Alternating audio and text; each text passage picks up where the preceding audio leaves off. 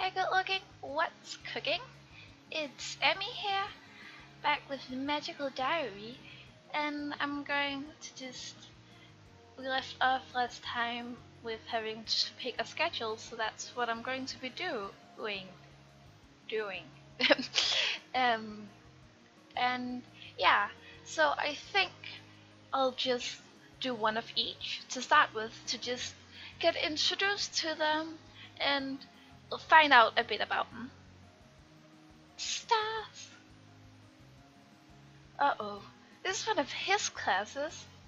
Get to your seats. Hurry up. No chatter.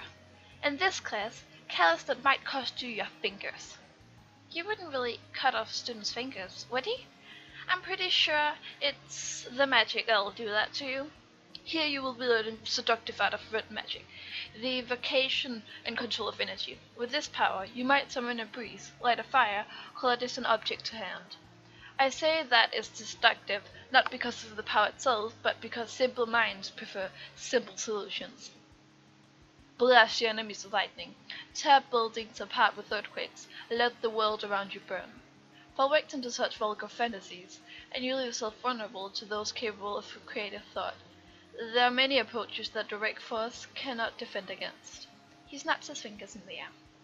One inattentive moment, and you lose control of the forces you have summoned. After that, you will only be remembered as an unpleasant stain on the walls. He rubs his hands together and gets a nasty smile. Seems pleasant. Now for your lessons. Gain 2 magic skill, 2 stress. Cool. Oh, this is one of his classes? Again? Mill about all you like, and show on time you're wasting. And have no objections to failing the lot of you at the next exam. A flyer of ropes as students scramble for seats. Here you'll be learning the subtle art of blue magic. At least some of you will. I thoroughly expect this subject to go over some of your heads. Blue is the color of change, that is, altering what is already there, not creating, not destroying. It's commonly used in conjunction with other magical styles in order to perform alchemic transmutation and other alterations of essence.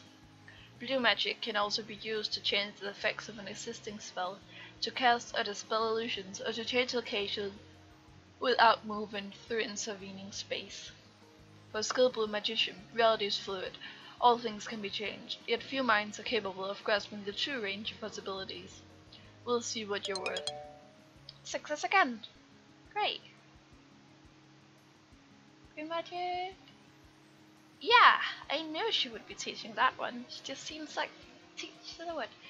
When I arrive in the classroom, I find Professor Potsdam standing by the chalkboard. Hello, seedlings. Please take your seats. Today, you're going to learn about green magic, the magic of life. This is a very important skill for any witch or wizard to have, especially when you get to be a certain age. Your body is a garden to be cared for. With proper tending, it will last you for centuries. Centuries? That's cool. It will live for centuries. Slowly, carefully, you must encourage your subjects to grow in the direction you prefer. Be patient, and the roseline will lose their thorns and shine around you. One of the students makes a scoffing noise. He has the same face as us. No, he has another face, but he has the same hair as us. If it can heal, it can kill. What happens if you force something to grow the wrong way, quickly? Why would you want to do that? Because you don't like the life in front of you. Well, if that's your plan, I can look forward to working with you for a very long time. Don't look directly at me. I don't like it. Don't open your mouth like... Life has its own flow. You can change it, but the harder you push, the more energy you'll need. To cause a great change in an instant takes immense powers. So you'd better get started. 1 green magic. Great.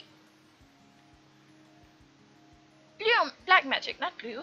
I arrive in the classroom feeling slightly apprehensive. Black magic. Will there be zombies? What? That's not even...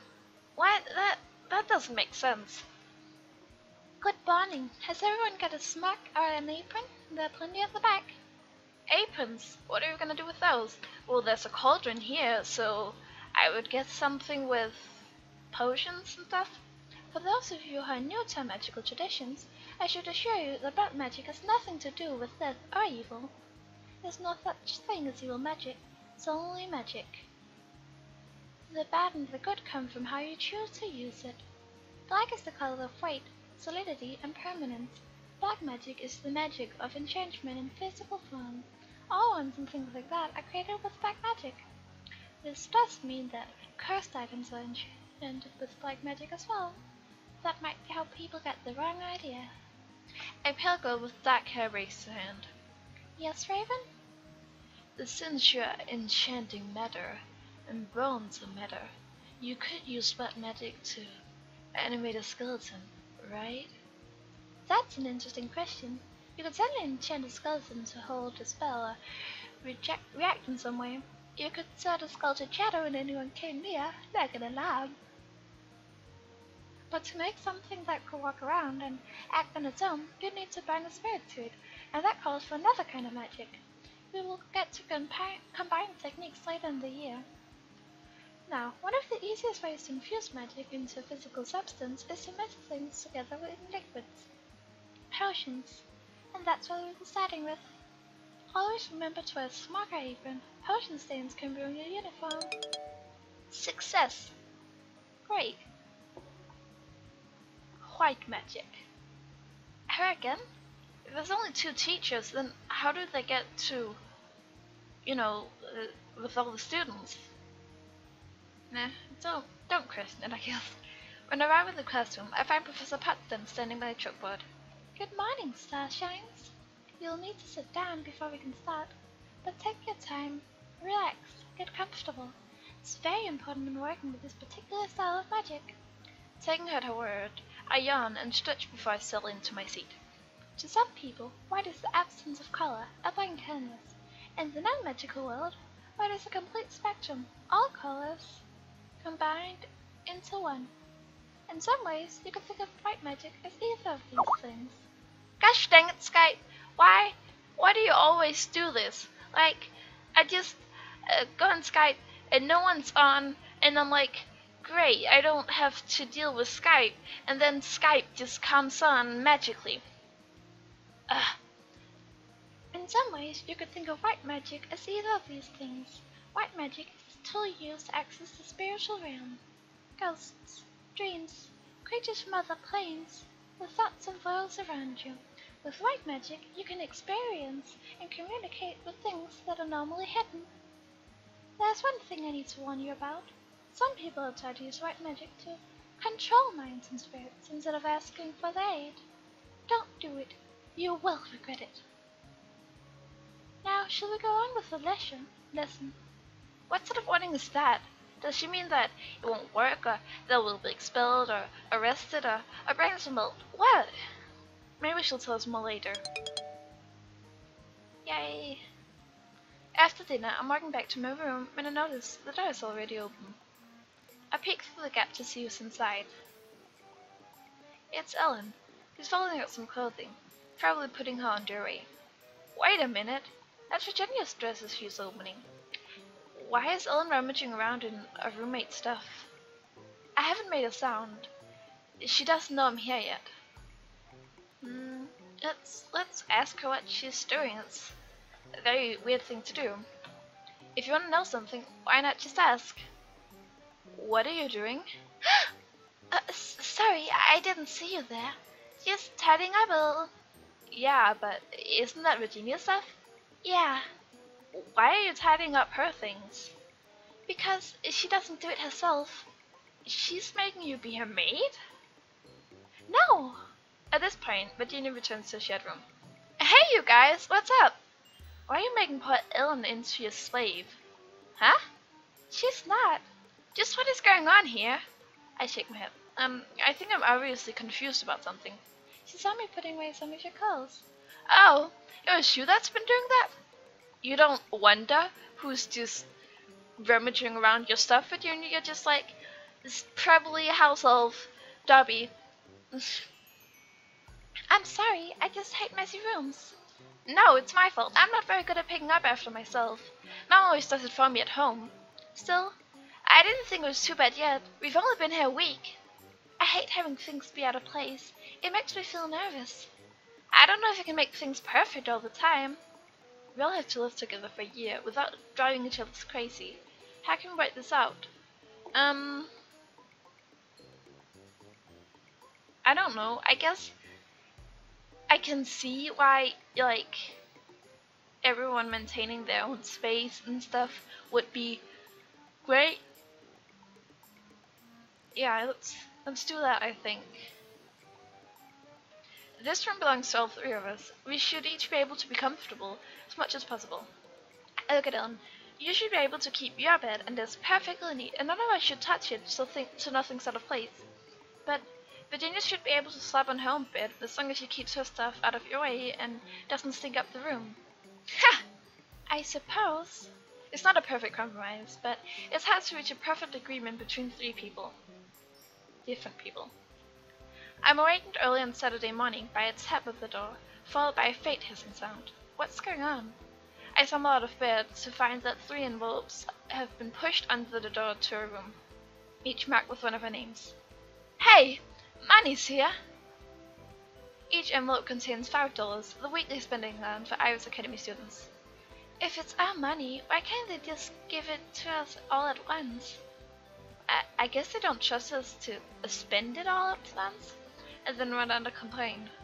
Well, that might teach people to plan ahead. This way, it still teaches people to plan ahead. If you're gonna buy anything really cool, you've gotta save up. But you're missing the important part. It's Saturday, and that means a trip to the mall. I didn't think you were a shopaholic.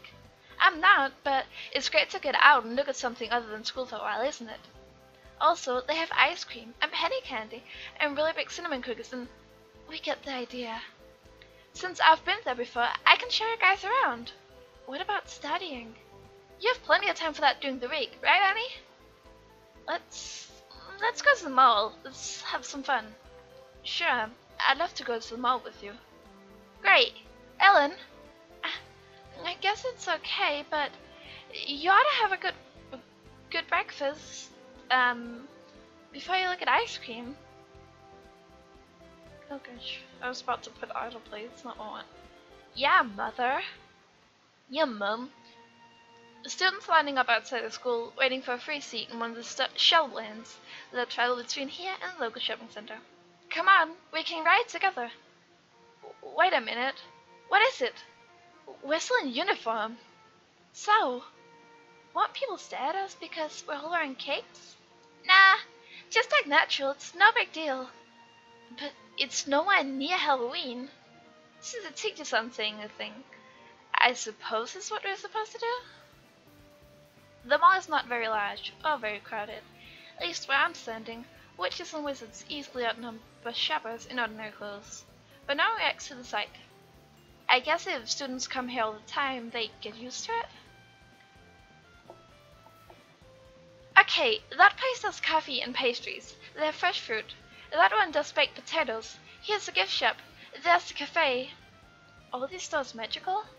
No, there's only one magic shop here. They sell wands and stuff. I'm gonna get a chocolate croissant. What about you? I don't know. There's a games arcade. I guess we could do that. Seems pretty neat. Only a few of us had video games with joysticks and buttons here. Most of the arcade is full of racing games, dance pads, claw grabbers, things that give out tickets for prizes, and a surprisingly large collection of pinball machines. Let's play some dance games. I wake up a sweat jumping and having the latest hits. This is more fun than gym class. Strength increases by 1. I guess. On Sunday morning, I sleep in. There aren't any school activities today that I know of, and I haven't made plans with anyone. So there's nothing else to do. Which just makes me realize I miss my family. I'm not used to being complete out of contact like this. There aren't even any phones in the dorm, so I can't call home. Dad promised he and Mom would write, but I haven't received anything. Maybe they're too busy on the first day, or the mail was slow. I'm sure I'll hear from them soon. No phones, no computers, no television. It doesn't matter much during the week when I'm busy with classes, but on a day like today, It makes me feeling restless. Yeah, that's why I have a problem with like not having computers and stuff. It's because I just easily feel restless and stuff. I think I'll go outside. It's a beautiful campus. I'm careful to stop when I'm on to admire something, rather than keep walking and risk another collision. Yeah, at least you learned. While the flowers and paved walkways are nice, what I'm really looking for is something a little more open. I follow the paths away from the main buildings, towards grassy fields. We could play games out here, if we borrowed some balls from the gym. I wonder if Virginia was serious about starting a sports team. Hey, I think I see her up ahead. She's talking to someone I don't know. I hurry to catch up. Mostly girls again this year, isn't it? Yeah, both my roommates are. I paused mid-step. What is she talking about? Me and Ellen? That could be a problem, eventually. Ellen and I both have wild magic. Is that the problem? Well, maybe more if I should drop out. The other way around would be more fun. Maybe for you it would. The Wingle laughs. What on earth are they talking about? Seems like some racism.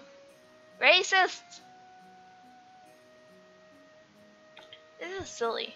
Spies never hear anything nice. I have no idea what they're discussing, and I shouldn't try to figure it out. I'll only come up with crazy stuff. I'm just going to walk away.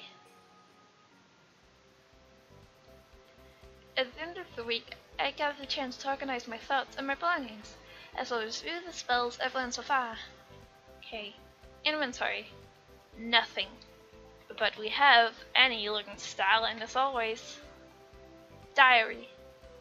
Oh, so it's like move-in day. Today I arrived at Iris Academy and met my new roommates, Ellen and Virginia. Also accidentally bumped into a nasty teacher, Professor Grabiner, and they gave me demerits for it. So mean. Virginia has two brothers here at school, both in Wolfhall. The older one is William, and he's really cool. The younger one is Donald. He's the same year as us, and he teases Virginia a lot. That's not housework. Apparently, Ellen's been cleaning up behind Virginia's back because she's kind of a slob. I think Ellen's making too big a deal out of it, really. Yeah, I guess. Well, homesick. I miss my family. I hope they'll write soon. I feel out of place here sometimes, compared to the people who are born magical. Virginia said earlier that it didn't matter who was wild seed and who wasn't, but I'm not sure that's true.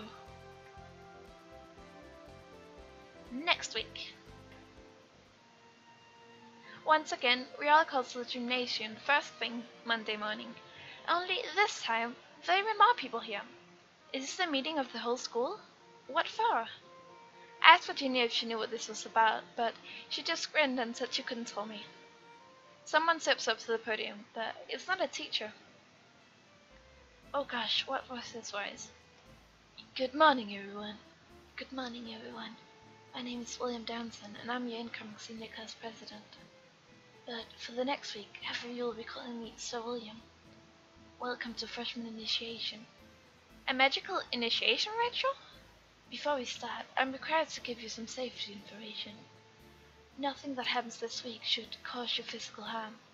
If you are ordered to do something dangerous, or that you know is wrong, please go to a teacher immediately. Now, all you freshmen, please line up. One at a time, come up on stage, announce your name and where you've come from, and we've seen one of those initiation handbooks.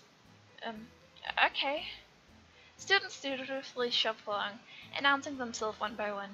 Some of them I've already met. Some names are new.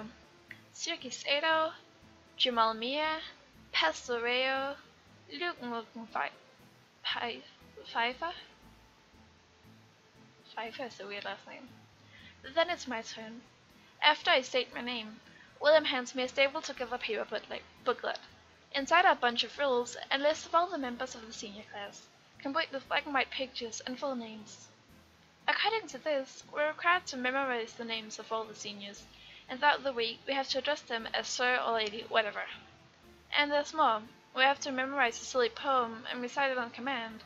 We must never show our backs to a senior. We must never be taller than a senior. We must always respond to requests with, "This seems ridiculous." Wait, we'll enter the podium again. Now, as well as serving and honoring the entire senior class, each one of you will become the property of a particular senior. The property? I don't, I don't think that's, mm, I don't know what to think of that. Like, becoming the property of a senior sounds, I don't know. Your senior is your master, your best friend, your worst nightmare, and your only protection from the rest of us. Seniors are a lot of things. Stand and wait, and we'll choose. He steps away from the podium, while we freshmen look at each other nervously. The seniors start to move around the room, poking and prodding and calling out orders. "You're taller than me, freshman! Get down on the ground!" "Don't turn away from me, freshman! I see your back!" Elle and I end up kneeling, back to back, and watching as the shacks circle. "You." I look up and see a strange boy standing over me. Very strange. Even Pastel, the girl with fire rings, looked mostly human. According to the list of seniors, his name is Damien Ramsey, but what is he? Don't wink at me. Okay. Eddie May, I think you should be mine. Okay. Stand up. But then I might be taller. It's alright. You're with me. You don't have to worry about the rules if I'm with you. Only what I say matters. Here, take my hand. I'll help you. Let's not cause a conflict. I'm not really into that. With Damien's help, I climb to my feet. Come on. I'll walk you to the door. You need to stay by me until you're out of sight of the other seniors. Then you can plan the rest of the week in peace. What happens for the rest of the week? More of the same mostly. They'll push you around when they see you and make you say embarrassing things. Then on Friday, everyone hugs and makes up. Don't let it distract you too much from studies. You need to learn if you're gonna keep up. I'd suggest studying blue magic this week. Is that an order, sir? Just a suggestion. When I give you an order, you'll know. I will turn up to give you some instructions later in the week. I wouldn't be doing my job properly if I didn't give you at least a little bit of a hard time. He grins and brushes the back of his hand against my cheek. Okay. Good luck, Annie. With a wave, he leaves me on my own. So, what should I do this week?